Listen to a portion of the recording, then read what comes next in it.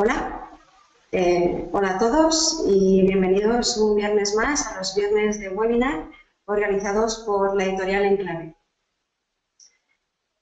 Si tenéis algún problema con la escucha o lo que sea, podéis escribirlo en el chat y la administradora intentará solucionar los posibles problemas técnicos que tengáis, ¿vale? Entonces, si va surgiendo cualquier cosita, ya sabéis que tenéis ahí la cajita del chat para poneros en contacto con nosotros y la administradora solucionará cualquier problema que podáis tener, ¿vale? Bueno, este viernes toca un tema que por el título que hemos escogido me imagino que más de uno andará un poco despistado y no sepa muy bien de qué va la historia.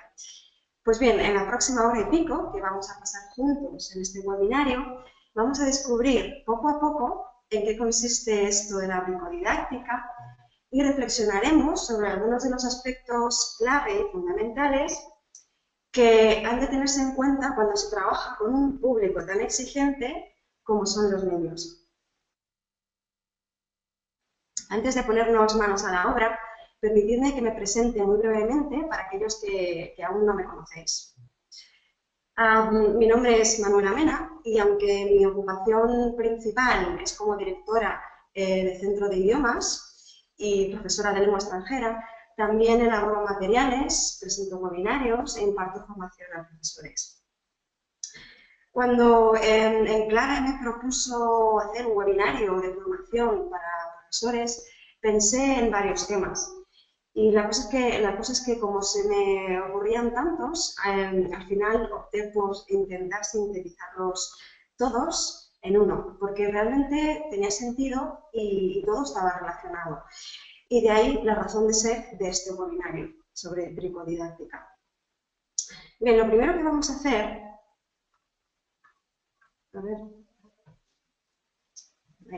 Lo primero que vamos a hacer es echar un vistazo al índice de contenidos para que veáis de manera muy rápida y resumida los contenidos que vamos a tocar durante el webinario.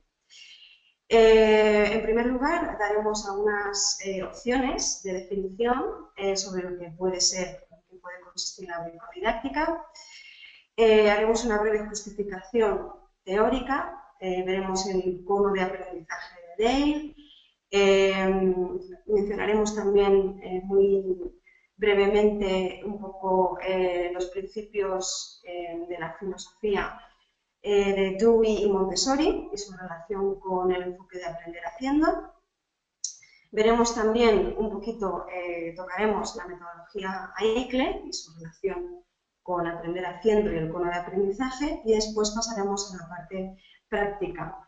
En esta parte veremos algunos proyectos, los analizaremos también, analizaremos unos proyectos AICLE que llevé al aula con mis grupos de infantil y primaria para que, bueno, pues un poco os inspiréis y podáis ver cómo se materializa toda esa justificación teórica en actividades palpables y, bueno, que funcionan en el aula de infantil y primaria.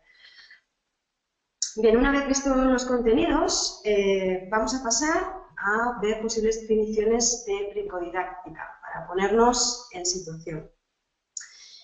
Bricodidáctica, ¿en qué puede consistir? En aprender haciendo, en emplear contextos cotidianos y contenidos transversales para crear un contenido significativo y pues, que sea de utilidad para el alumno, en estimular la creatividad a partir de la experimentación. ¿Cuál pensáis que es la respuesta correcta? Si os parece, lo que quiero que hagáis es que anotéis la que consideráis que es la correcta y luego, al término del webinario, volveremos otra vez a esta diapositiva para ver si, bueno, pues si os quedáis con la opción que marcasteis al principio o si, pues, tras ver el webinario y reflexionar, cambiáis de opción o incluso me sugerís alguna nueva. ¿De acuerdo? Bien, pues vamos a ver ahora, en primer lugar, por qué es necesario que nos paremos a reflexionar sobre las metodologías, los enfoques y los materiales que usamos en el aula de infantil y primaria. Muchos métodos tradicionales y me imagino que muchos de vosotros estaréis de acuerdo conmigo, muchos métodos tradicionales de enseñanza-aprendizaje ponen el énfasis sobre todo en las habilidades de recepción, es decir, en la lectura, en escuchar, descuidando en muchos casos la producción, ¿no? Esto pasa sobre todo cuando se trabaja con niños porque pensamos erróneamente en muchos casos que los niños son incapaces de producir porque no tienen el nivel o porque no van a ser capaces o porque no tienen una base, ¿no? Muchas veces los subestimamos cuando a lo mejor son más capaces de lo que nos pensamos. Muchos de estos métodos tampoco consideran las características propias del niño, ¿no? Como por ejemplo su capacidad de atención, que en muchísimos casos, la mayoría, cuando son niños todavía es bastante limitada, bastante reducida, en la necesidad de experimentación, ¿no? De tocar, de aprender a través del tacto, de moverse constantemente o incluso de presentar, pues muchos de los materiales no presentan de texto, sobre todo, no presentan contenidos de forma variada y de forma que esas actividades puedan satisfacer todos los estilos de aprendizaje de nuestros alumnos, sus habilidades cognitivas, o más importante aún, las motoras, cuando todavía son muy pequeños, no consideran los intereses que puede tener un niño, o incluso un aspecto tan importante para conectar con ellos como es la emoción. La mayoría de los materiales promueven un aprendizaje pasivo, como veíamos, y no tienen en cuenta los periodos críticos de aprendizaje del niño, o su necesidad de tocar constantemente, por ejemplo, su curiosidad innata, su necesidad de experimentar para comprender conceptos que en muchos casos pues, realmente les puede resultar bastante complejos.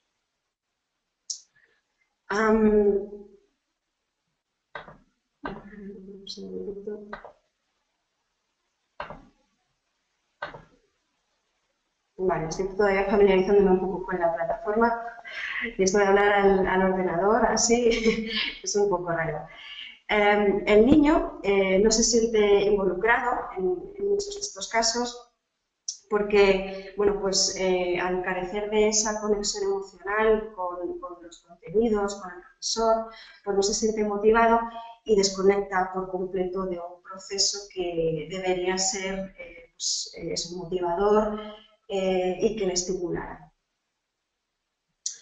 Bien, todas estas reflexiones, que estoy convencida en algún momento todos nos hemos hecho, me llevaron a pensar en dos famosas citas que, bueno, que podéis ver ahí en la diapositiva que os muestro. Os sonará, estoy convencida, en la primera, que para mí es una de mis preferidas, de Benjamin Franklin, dime lo olvido, enséñame y lo recuerdo, involúcrame y lo aprendo. Y la de Confucio, que está en la misma línea, me lo contaron y lo olvidé, lo vi y lo entendí, lo hice y lo aprendí. Estas dos citas y la retahíla de reflexiones que hemos visto en las diapositivas anteriores me llevaron a la siguiente conclusión, y es que el aprendizaje no es lo que escuchamos o leemos, sino lo que hacemos con todo esto para resolver problemas de la vida real. No sé si estáis de acuerdo conmigo con esta reflexión, pero es que con esta idea en mente es con la que yo siempre selecciono y planifico mis clases con niños, porque creo que es una buena guía o una buena premisa sobre la cual partir. Pero estas citas que hemos visto y que ponen de relieve de manera súper clara la importancia de experimentar e involucrarse en el proceso de aprendizaje, bueno, pues no son Benjamin Franklin y Confucio no son las únicas personalidades que se han percatado de la importancia de este detalle, ¿no? de experimentar, de sentir, de tocar cuando aprendemos. Numerosos autores más actuales se han preocupado por investigar de manera más exhaustiva y científica los procesos cognitivos que se suceden en nuestro cerebro durante el proceso de aprendizaje para averiguar cuáles son las acciones más efectivas, es decir, las que más ayudan a nuestro cerebro a comprender, a retener o a recordar la información aprendida. Vamos a detenernos en esta diapositiva, en el cono de aprendizaje de Dale. En ella nos encontramos una infografía adaptada del mítico cono de aprendizaje de Dale y una lista con propuestas de actividades para trabajar el tema del cuerpo humano.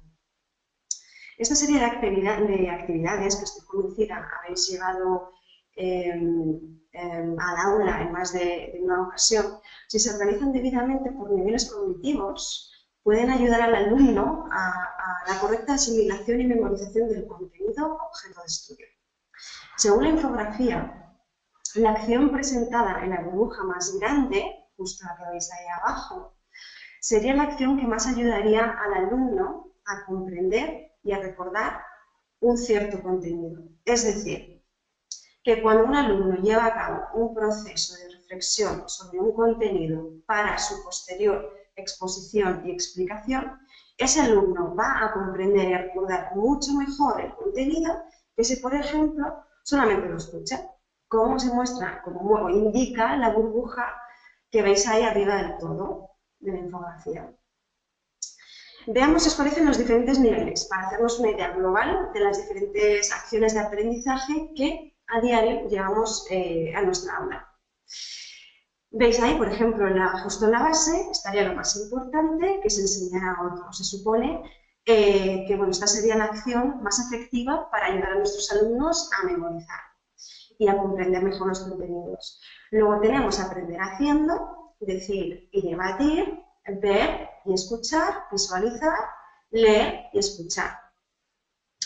Lo que quiero que hagáis ahora es leer las propuestas de actividades que veis ahí a la mano izquierda y ubicarlas en el nivel correcto del cono de aprendizaje. Por ejemplo, la actividad que menos contribuiría o menos efectiva sería para ayudar a recordar un contenido, según Dale, pues sería la escucha, que se corresponde con la actividad descrita en la letra D.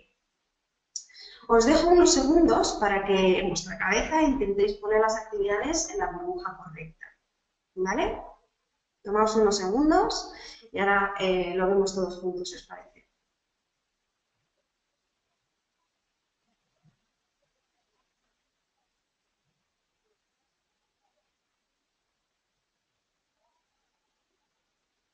Bien, vamos a ir haciéndolo juntos. La letra A, memorizar una lista con las partes del cuerpo, se correspondería con la acción de visualizar. La letra B, leer un cuento que mencione las partes del cuerpo, se correspondería con la acción de leer. La letra C, transformar una foto del alumno, del cuerpo entero, en un póster gigante en el que indiquen las medidas, por ejemplo, de cada parte, su función o las enfermedades propias de esas partes y lo presenten al resto de la clase, se correspondería con la acción de enseñar a otros. La letra E, lo que sería hacer un robot, por ejemplo, con Legos o plastilina y etiquetar las partes de los posits, se correspondería con aprender haciendo. La letra F, ver un documental sobre el cuerpo humano, con la acción de ver y escuchar. Y la letra G, con la acción de verbalizar y debatir, que sería resumir y comentar ese documental con el resto de la clase. Como vemos, aquellas acciones que implican reflexión, verbalización, creación y experimentación son las que más ayudan en la asimilación y memorización o retención de contenidos.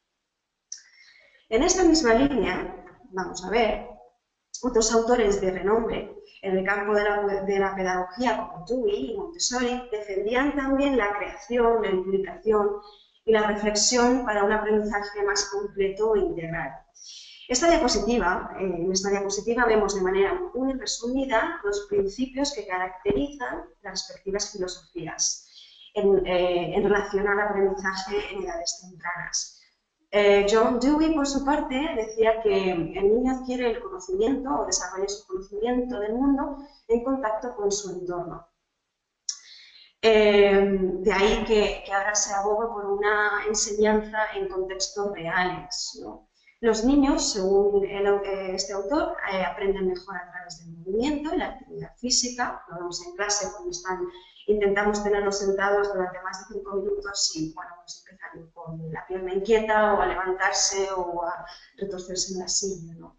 Entonces están programados para moverse constantemente y hay que aprovechar eso e integrarlo en nuestras clases, como veremos a continuación en la parte más práctica. El aprendizaje debería basarse en situaciones reales que propicien sobre todo la interacción con otros, porque somos seres sociales, ¿no? No podemos ahí tener al niño sentado interactuando solamente con su libro de texto. El profesor debe alimentar, a su vez, debe tener ese papel de alimentar la curiosidad innata del niño a partir de situaciones que promuevan la experimentación, es decir, darles la oportunidad de explorar el mundo que les rodea. Por su parte, María Montessori bueno, pues abogaba por un aprendizaje también a través del movimiento manual, porque pensaba que el movimiento, sobre todo con las manos y los sentidos, la experimentación sensorial, estimulaba la inteligencia. Y bueno, pues también Montessori pensaba que debían crearse contextos de aprendizaje un poco más controlados, pues que respondieran a las necesidades de los niños, pues como veíamos sus puntos de aprendizaje, sus periodos de aprendizaje más óptimos, o por ejemplo la necesidad de moverse. Bien, ahora, la teoría está genial y nos ayuda un montón a reflexionar y a plantearnos qué puede funcionar mejor o peor en el aula. Pero está claro que como profes necesitamos un método con unos principios y unas pautas que nos ayuden a integrar todas esas reflexiones, ¿no? Y a materializarlas en nuestra realidad, en nuestro día a día en el aula. Bien, ¿qué metodología pensáis que pueda ayudarnos en esta labor? Bueno, pues lo veíamos antes, ¿no? En el índice de contenidos. La metodología AICLE.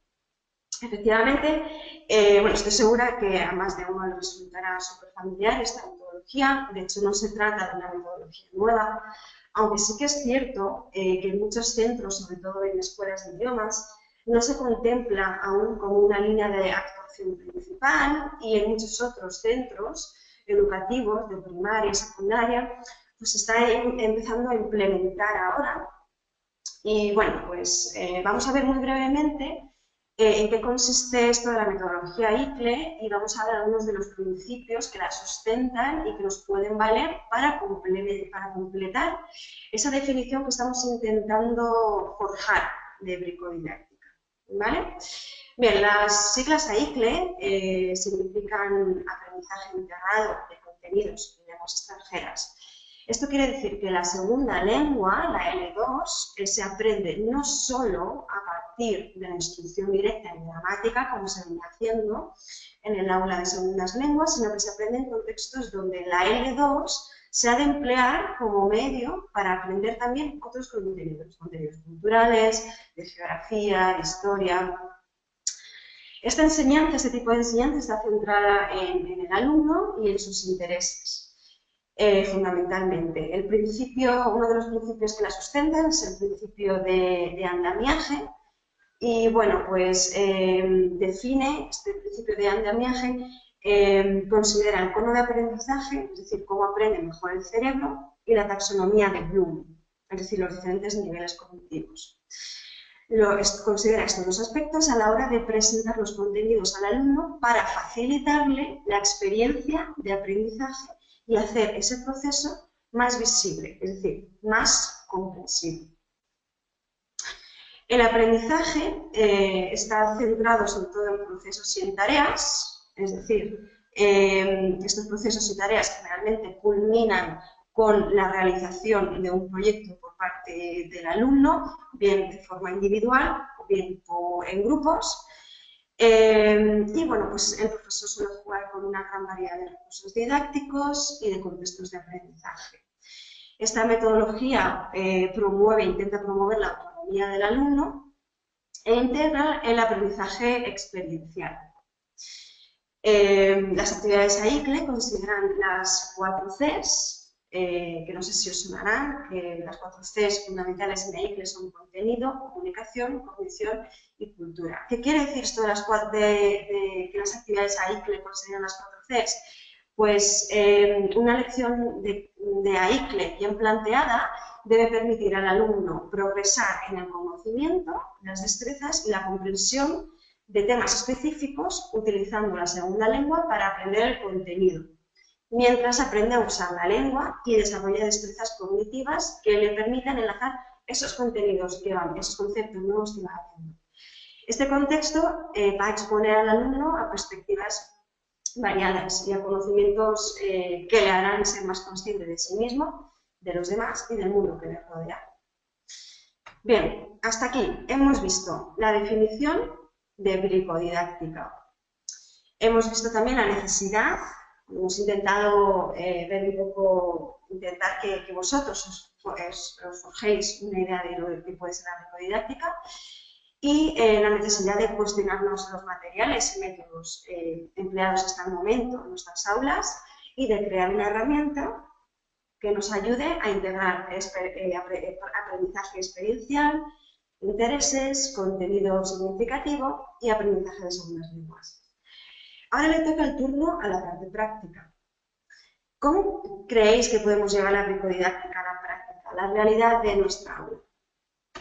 Bien, a continuación vamos a mostrar algunos ejemplos de proyectos que, como ya os comentaba, llevé a cabo en su día con los grupos de infantil y primaria.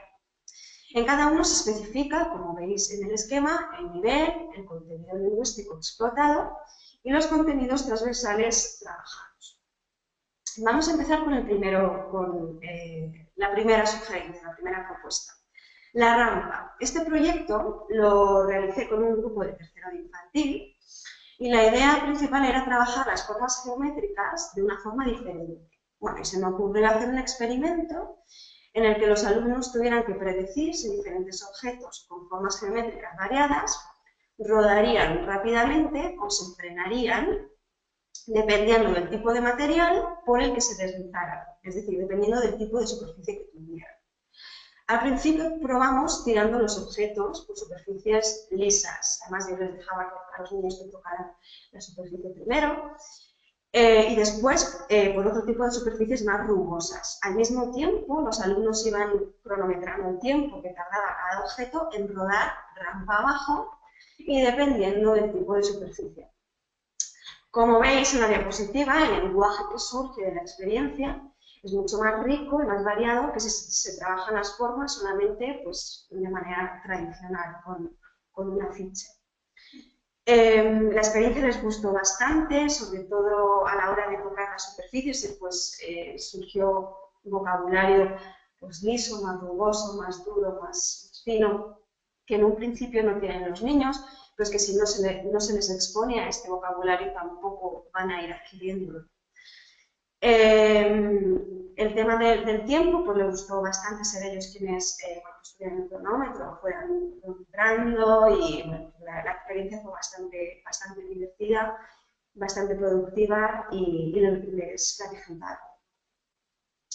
La siguiente actividad, Letras Fantasma, la llevé al aula como actividad de Halloween con los más pequeños. Bueno, se me ha olvidado comentar en la actividad anterior que, bueno, yo la llevé con un grupo de infantil, pero si se plantea de una forma un poquito más elaborada, se puede llevar perfectamente al aula de primaria, pues haciéndolo un poquito más complejo, dependiendo del nivel de primaria, y vosotros que conocéis perfectamente a vuestros alumnos, lo podéis adaptar y llevar sin problema. Bien, como iba comentando, la idea es que los alumnos hagan predicciones sobre qué creen ellos que pasará cuando se introduzcan los M&M's en el agua fría. La actividad sorprende mucho a los estudiantes, a los niños, porque trabajan con un material un tanto atípico, como son los M&M's, y sobre todo por la pregunta, puesto que la mayoría de los alumnos que yo tengo, niños, pues no están acostumbrados a que se les planteen que hagan una predicción, ¿no? Lo que pasa con las bolitas de cacahuete es que primero pierden su color y se vuelven blancas y finalmente del color del chocolate.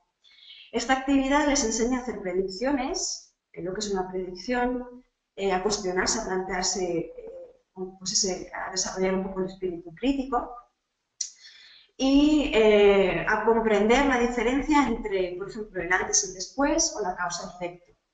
Cuando terminaron el experimento, tuvieron que, como veis ahí en la imagen, que dibujar dentro del tarrito los diferentes estados por los que habían pasado los cacahuetes. Pues primero eran de color, luego blancos y finalmente pues otra vez de color de chocolate. Yo la llevé a cabo por infantil, pero bueno, pues dependiendo del nivel de L2 que tengan vuestros alumnos o como algo distinto, ¿no?, del nivel de texto, lo podéis plantear también en vuestra clase con algún grupo de primaria. Vamos con la siguiente actividad, la mítica actividad del twister. La llevé al aula para integrar el movimiento en una clase cuyo objetivo principal era repasar los hábitats y la clasificación de animales. Los alumnos pueden realizar la alfombra twister con fotos de animales que hayan visto durante la unidad o simplemente fotos de animales que les gusten o incluso fotos de sus mascotas. La actividad se lleva a cabo pidiéndoles que pongan, por ejemplo, la mano derecha sobre un mamífero que vive en el medio acuático o la pierna izquierda sobre un animal pues que se encuentre al lado de un anfibio. Se trata de una forma diferente de repasar contenidos, integrando movimiento, input visual y sobre todo diversión y sorpresa. Vamos con la siguiente propuesta, si os parece, ¿vale? Como ya os he dicho, si queréis, todas las preguntas que vayan surgiendo, como ahora es un poco complicado el poder yo contestarlas, las vais anotando y cuando terminemos la explicación, pues me las podéis hacer y bueno, pues las vemos más en detalle si tenéis alguna duda. Una forma de trabajar las partes del cuerpo, de la cara, la ropa, y relacionarlo todo es pedir a los alumnos que, por ejemplo, construyan personajes de videojuegos, con legos o plastilina. Es importante que los niños se tomen su tiempo para diseñarlo, parándose, por ejemplo, en detalles como el color de los ojos, del pelo, de la ropa, para poder llevar a cabo la actividad correctamente. Cuando los alumnos, bueno, yo utilicé legos, pero bueno, también se pueden utilizar recortables, pegatinas, no sé, pues cualquier cosa, materiales que profes de infantil y primaria suelen tener a mano en el aula. Cuando los alumnos han construido sus personajes, llevan a cabo una encuesta en grupo, ¿no?, que el profesor puede preparar con antelación y de acuerdo al nivel del grupo, para ver qué color de ojos, por ejemplo, es el más común, el más repetido entre los personajes inventados. También se pueden considerar otros datos, otros aspectos, como la prenda de ropa menos común entre los personajes inventados, el color de pelo o el color más repetido en prendas de ropa, dependiendo de donde queráis poner el énfasis vosotros. De esta forma, los alumnos aprenden a recoger datos en una hoja de datos y a representarlos en diagramas y a interpretar estos diagramas, estos gráficos, ¿vale? Yo lo llevé a cabo con un grupo de primaria y, bueno, igualmente es adaptable con un poquito de imaginación y conociendo el perfil de vuestros alumnos se puede adaptar sin problema. Vamos con la siguiente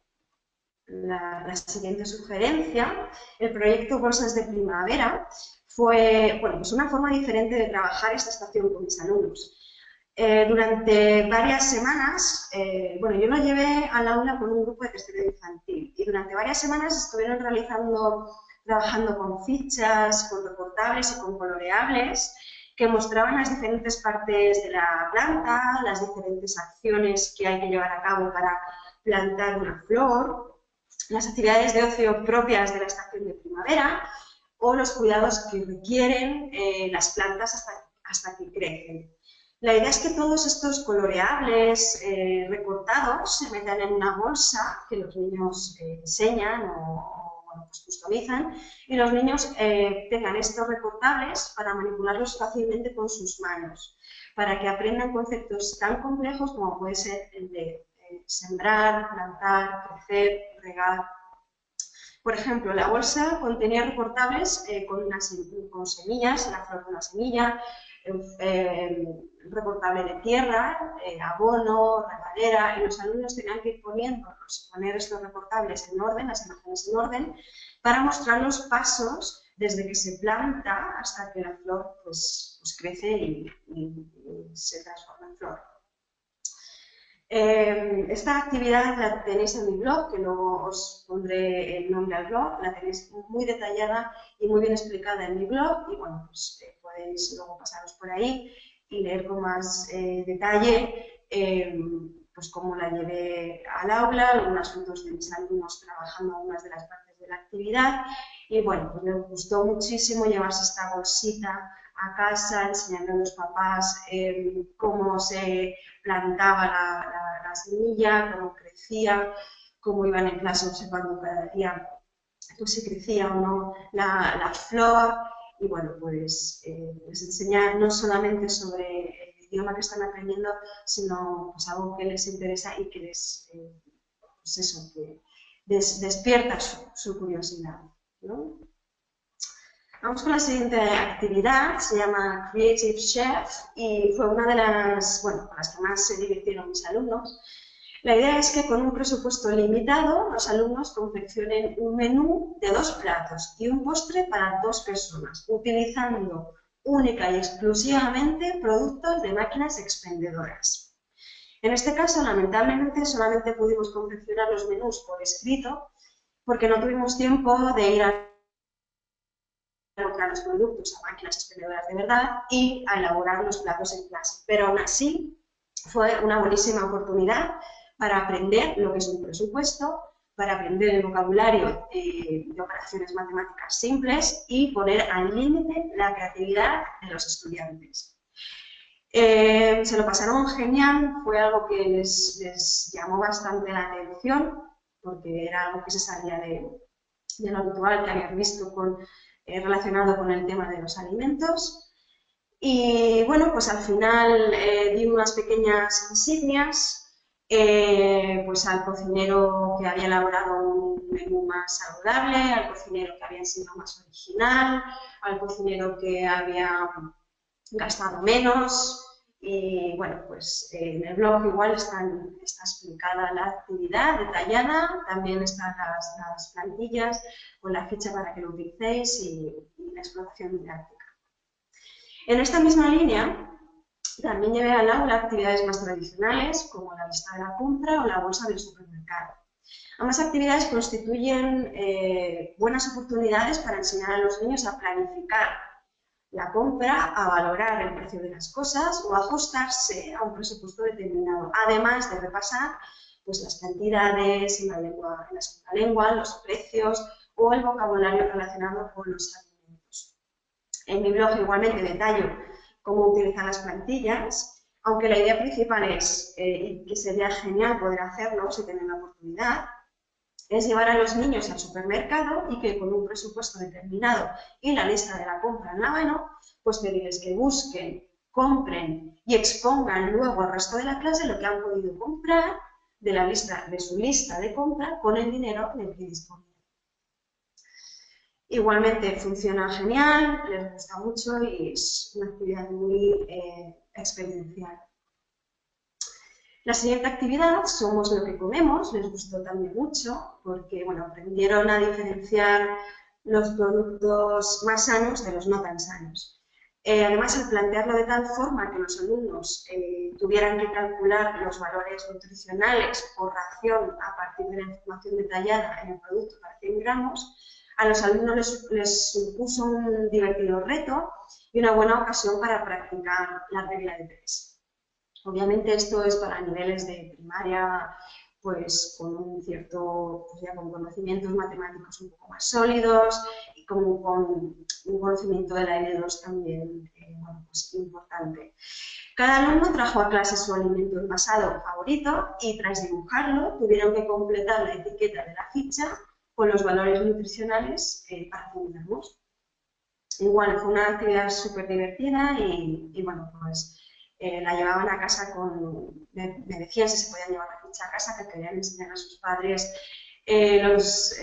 los ingredientes, decían ellos, que contenía su alimento favorito y compararlo con otros, ¿no? les gustó bastante y fue una actividad, pues yo creo que les marcó. Y la última propuesta toca un poco el tema de historia y de arte y, bueno, el proyecto, cuyo principal objetivo era acercar a los alumnos a la obra de Da Vinci, culminaba con una visita al Museo del Prado para ver la copia de la Mona Lisa que se encuentra en una de las galerías del museo. Una de las obras que obviamente explotamos para trabajar las partes de la cara y las emociones fue la Mona Lisa. Aprovechando que, bueno, pues no se sabe muy bien qué emoción muestra Mona Lisa en el cuadro original, le pedimos a los niños que se imaginaran qué emoción pensaban ellos que era la que Mona Lisa estaba sintiendo en el momento en el que estaba siendo retratada. Y que con eso pues completaran las diferentes partes de la cara para confeccionar esa expresión. Y después tenían que dar su justificación al resto de la clase. Para los grupos más avanzados también preparamos un texto, lo adaptamos, un texto adaptado que versaba sobre los inventos de Da Vinci. Los alumnos tenían que escuchar detenidamente este texto y ubicar los inventos en el año correspondiente en una línea de tiempo que le dimos nosotros ya preparada con antelación. Y finalmente, el último paso era que tenían que buscar la foto del invento actual y ubicarla junto a la versión ideada en el pasado por Da Vinci. Fue una actividad que también, bueno, la llevé a cabo con los alumnos de nuestro centro y con el resto de profesores del centro y, bueno, pues la verdad es que les gustó muchísimo y todavía recuerdan pues la visita, no solamente la visita al museo, sino todos los contenidos que fuimos trabajando. Y bueno, hasta aquí las propuestas de actividades a ICLE. La mayoría de ellas, como he dicho, están detalladas en mi blog, Aventura en las aulas, que luego veremos. Y bueno, ahí encontráis también muchas otras propuestas para llevar a vuestras aulas con un poquito de adaptación y de ingenio. Y si os parece, vamos a ver, vamos a analizar muy brevemente cuáles son los principales rasgos que tienen en común estas actividades a ICLE. ¿Vale?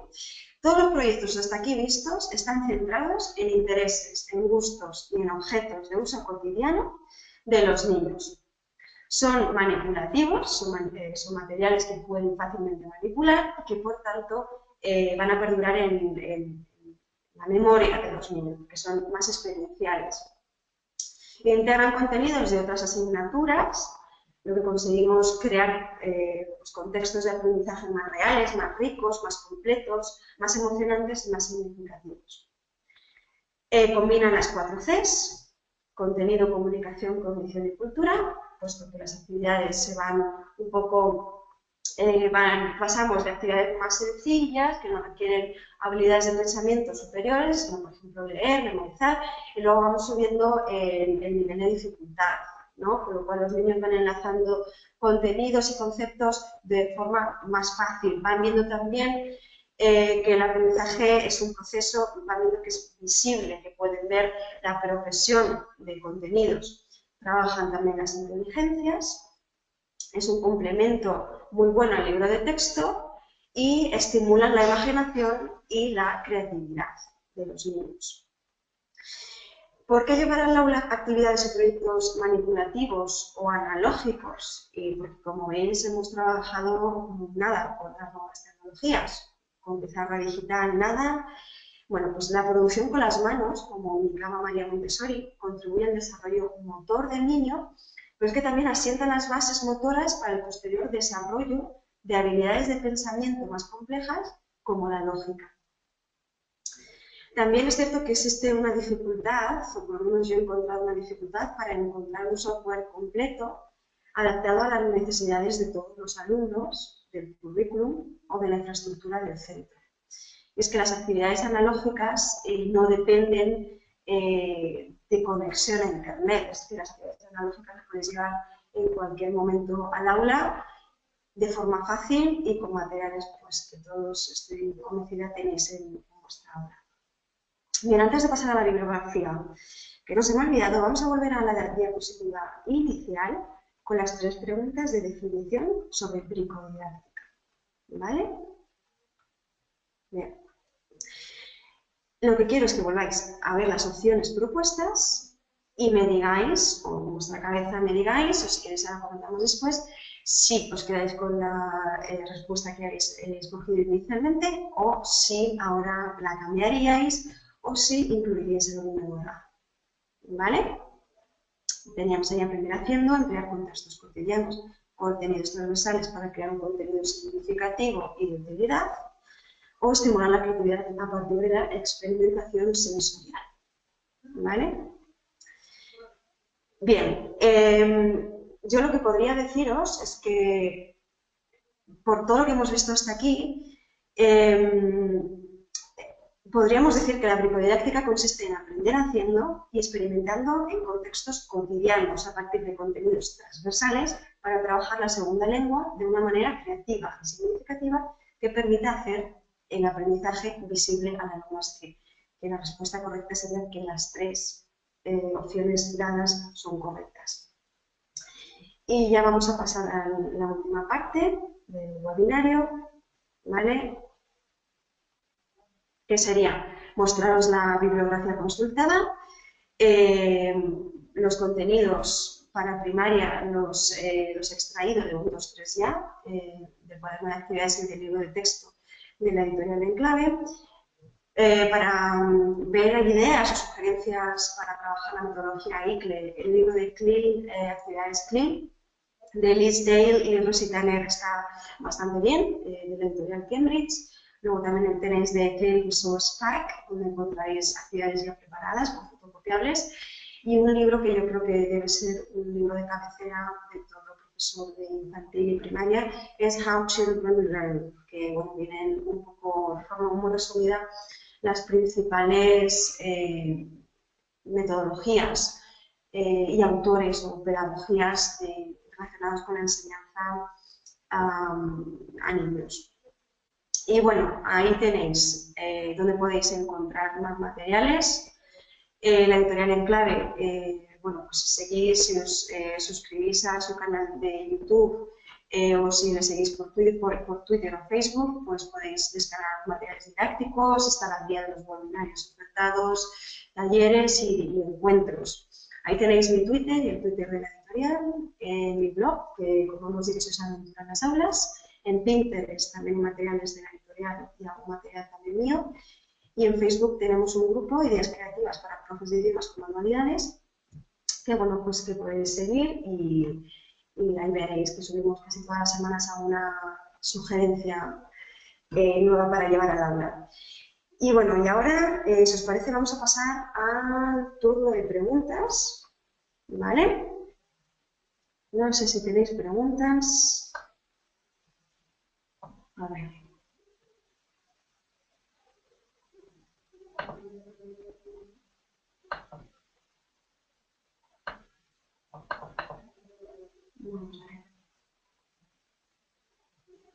Si tenéis preguntas, las escribís por el chat.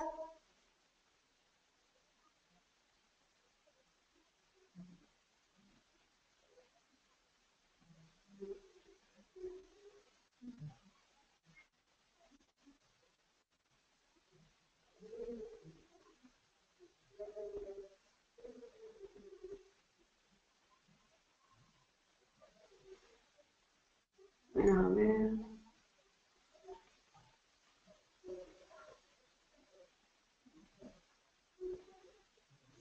Veo que estáis haciendo preguntas, pero si me permitís un segundo, es que no consigo encontrar la opción.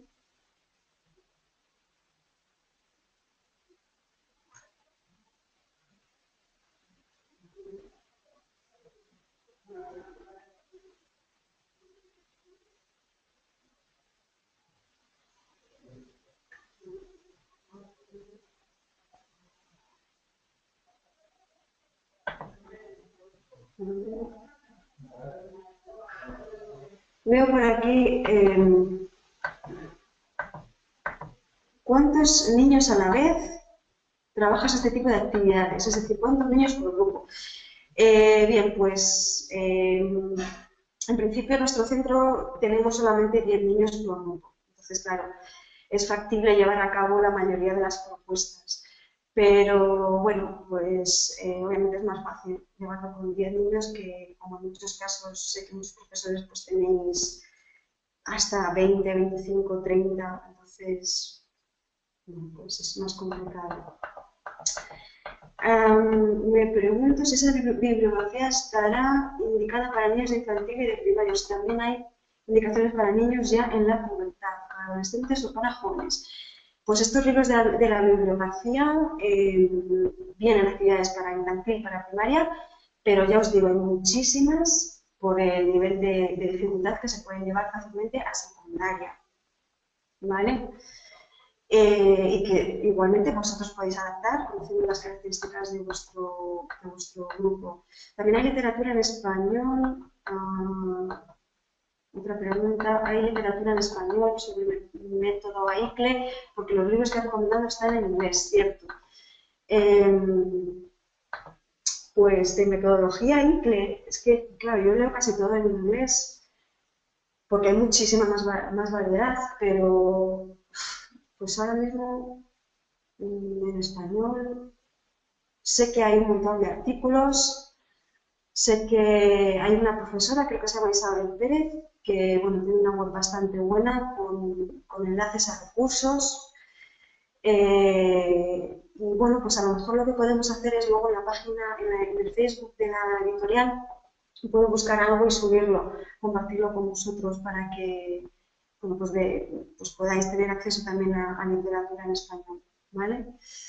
¿Alguna vez has aplicado la bricodidáctica con adultos? ¿Cuál es tu experiencia? Bueno, pues sí que lo utilizo también antes con adultos, les encanta, les gusta muchísimo. Obviamente no lo llevo a cabo a diario porque, bueno, pues también supone un desgaste de tiempo y un desgaste, pues preparar materiales siempre pues, que les sorprendan, es complicado. Pero, por ejemplo, con lo que voy a hacer con mis adultos esta Navidad es he comprado unos platos de estos de cartón navideños, decorados de Navidad, grandes, y les voy a pedir que ahí me escriban la receta navideña, su receta navideña preferida, con los pasos, los ingredientes, y me hagan fotos del proceso que lleva preparar ese plato navideño, si quieren, o unos dibujos esquemáticos. Funciona bien, pero ya os digo, a lo mejor lo hago de vez en cuando veo que es algo un tema que le puede interesar al grueso del grupo. Pero sí, funciona bien, y preparándolo y organizándolo bien, puede salir bastante bien. Esta forma de clases está directamente para los niños en clases de idiomas. Sí, este tipo de actividades las actividades que he mostrado están planteadas para niños. Ya os digo, adaptando siempre todo, se puede llevar a niños más pequeños, a niños más grandes, jóvenes, adolescentes, por así decirlo. Ya os digo que tampoco es a diario, pero como culminación de una unidad, pues sí que se puede hacer. ¿Vale? No sé si tenéis más preguntas.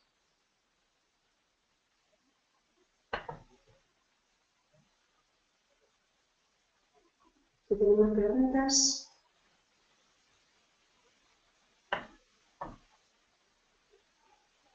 No sé si me ha saltado alguna.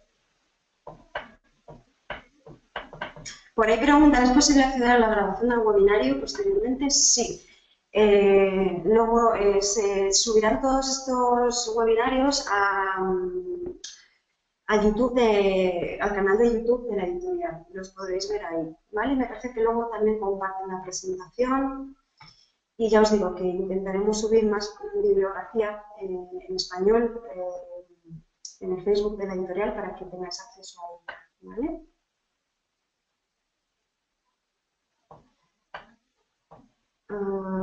Vale, por aquí son más. De acuerdo. Bien, podemos encontrar en tu blog actividades para adolescentes o adultos. De no ser así, ¿podrías indicar un blog que las incluya? Vale. No pasa nada.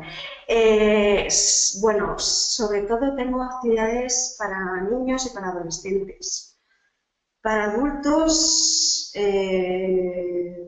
actividades en esta línea, pues tengo alguna también, pero algún blog que pueda pensar ahora mismo para adultos, igual si cuando se me ocurra lo pondré, lo subiremos al Facebook de la editorial, ¿vale? Para que veáis otro tipo de blogs. Pero, por ejemplo, Verónica Tarantino tiene cosas bastante chulas para adolescentes también y para adultos. Pero bueno, ya os digo que subiremos cositas. Muy interesante las ideas para potenciar el aprendizaje. Claro, el uso de las TICs, efectivamente, están a la orden del día. Parece un método más ligado al sensorial, sí. Y Manuel, mi pregunta es la bricodidáctica un método opuesto al uso de apps y ciertos recursos ligados a la tecnología o podemos unirlos y que funcionen? Yo creo que si el profesor cuenta con una tecnología potente, son complementarios. Obviamente la idea de la bricodidáctica es pues, crear con las manos, pero pues todo lo que tiene que ver con las apps táctiles, ¿no? El uso de aparatitos táctiles o apps para el aula, pues creo que puede ser complementario, por supuesto. Lo que yo os digo muchas veces es que, o lo que yo me planteo es que muchas veces los centros están carentes de recursos o no tienen una conexión potente. Entonces, bueno, pues para dar alternativas se puede hacer todo manual, pero hay aplicaciones muy chulas para crear, para que los niños con el dedo creen una forma y luego hay una aplicación que te lo hace en 3D. Entonces el niño ve la forma que ha creado en 3D, a partir de ahí puede narrar historias, crear personajes. Hay un mundo de recursos y de aplicaciones que están geniales y que podrían complementar perfectamente el tema de la bricodidáctica porque es igual de crear con los dedos y bueno, pues funcionaría muy bien. Así que gracias por la apreciación. ¿Cómo introducir métodos AICLE o actividades dinámicas a unos alumnos si los padres prefieren el método más tradicional? Pues como ya os he dicho, trabajáis con el libro y como paso final de la unidad hacéis un proyecto que incluya este enfoque más manual, ¿no? Sabéis, vosotros en la metodología lleváis el libro, vais dando vuestras clases a partir del libro y como algo excepcional, en una o dos clases, pues hacéis algo que bueno, pues un poco refleje e integre todos los contenidos vistos en la unidad.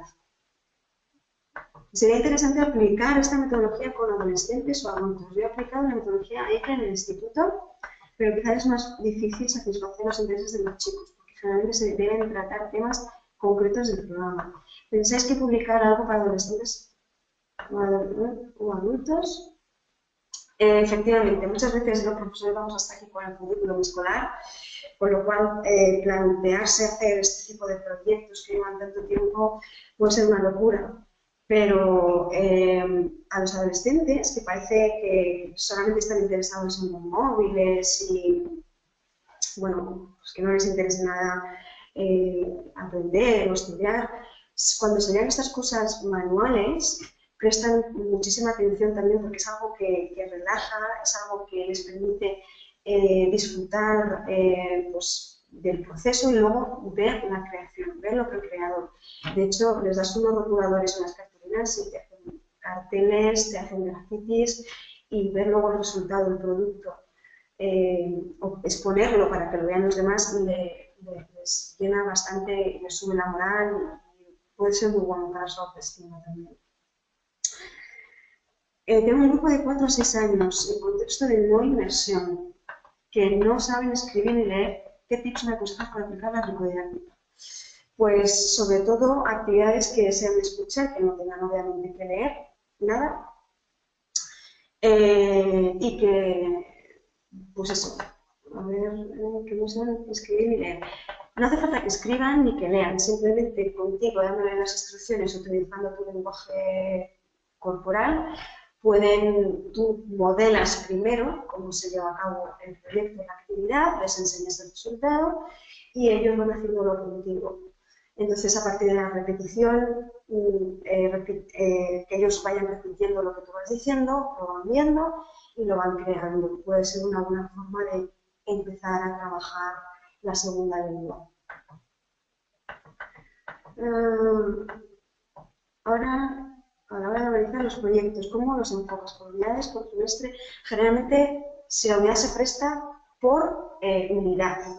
Lo que hago es trabajo con el libro, veo los contenidos del libro, porque realmente es lo más sencillo para ellos, y van también viendo un poco cómo se ubican los contenidos, y después, para culminar, lo que hago es un pequeño proyecto, si la unidad se presta. Entonces, el proyecto generalmente me lleva 1 o 2 sesiones, y en esas 1 o 2 sesiones lo que intento es pues que ellos intenten crear algo con los contenidos que han ido viendo para que puedan ir repasando y dándole sentido a esos contenidos. Es decir, que vean que realmente es algo aplicable y que les puede servir para su día a día. No sé si tenéis algunas preguntas más.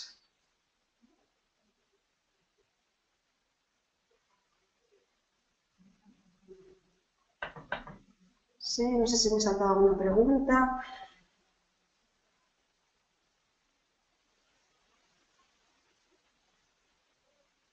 Vale.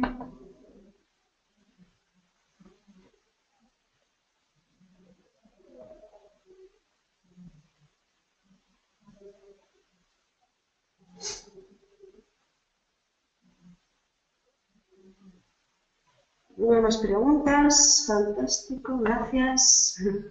Espero que, bueno, pues que hayáis aprendido algo, llevéis alguna idea para vuestras aulas. Estaremos atentos a la página de Facebook de la editorial. Sí, efectivamente, vamos a intentar subirlo a lo largo de hoy para que, pues eso, os llevéis más bibliografía. ¿Conoces alguna tienda online donde comprar materiales? Pues online, tienda online. Yo suelo comprarlo todo, la mayoría de los materiales o los reciclo, pues con cartones, con tubitos estos de papel higiénico, pero bueno, también suelo comprar mucho en Tiger, en tiendas tipo Tiger, o simplemente en los bazares chinos. Ahí encontráis absolutamente de todo. Con 4 o 5 cositas, un poquito de imaginación, podéis crear un proyecto, bueno, pues chulísimo para que los niños vean el enfoque más práctico de lo que van aprendiendo. Es que también trabajar con las manos es algo que trabajan, se utiliza mucho en la arteterapia, en niños con problemas, en niños no solo con problemas a lo mejor intelectuales, sino pues con depresión, con falta de autoestima. Trabajan muchísimo en el tema manual porque relaja y porque luego los niños ven el resultado final del esfuerzo y bueno, pues para su autoestima viene bastante bien. Muchas ideas y ahora adaptarlas para el mismo. Gracias. Posible, a ver, más preguntas. Soy madre de un bebé de 12 meses. En casa hablamos español y portugués, intentando al máximo posible que aprenda la segunda lengua como la lengua materna. ¿Cómo se puede trabajar la bricodidáctica? Bueno, pues la bricodidáctica sería una herramienta increíble, porque sería sentarse con el niño, hacer manualidades, hacer pues algún proyecto, pues casas de muñecas, no sé, es que se pueden realizar un montón de cosas, o también con juegos de mesa, crear vosotros vuestros propios juegos de mesa, juegos de cartas, juegos de tablero. Con un tablero y unas pegatinas se puede hacer un lince, con unas cartas y unas pegatinas se puede hacer un memory. Todo eso que el niño lo vaya creando, si tiene una idea, preguntarles, hacerles partícipes a los niños de qué es lo que necesitan, de qué es lo que les gusta. Y a partir de ahí, pues que el niño lo vaya creando con vuestra ayuda y vosotros les vais dando las explicaciones y las indicaciones en la lengua que queréis que vaya trabajando. ¿Vale? Sería la presentación PPT, ¿estará disponible para poder descargarla? Sí, la presentación la compartirá la editorial y luego, pues eso, subirá el vídeo para que lo veáis en el canal de YouTube de la editorial. ¿Vale?